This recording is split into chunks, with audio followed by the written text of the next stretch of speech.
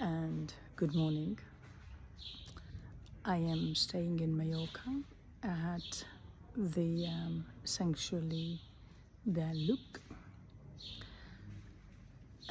which is a Christian sanctuary that has been here for a very, very long time.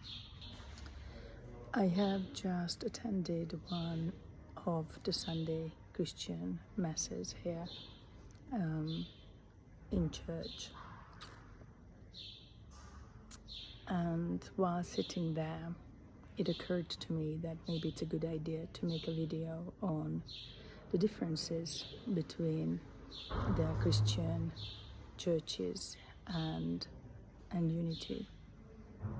Though unity finds its roots in Christianity, at the same time unity is more of part of the New Thought movement than any of the Christian churches, which, simply put it, kind of means that the unity uses some of the Christian ideas and the Bible and some of the teachings, but puts kind of a spin on it, and says that God is a loving source. It's a creative energy that we are all part of, and says that we are not here to fear God or beg God for forgiveness or loving, but God resides within us, a spark of it, and by choosing whatever kind of rituals or path to God, we walk it through ourselves.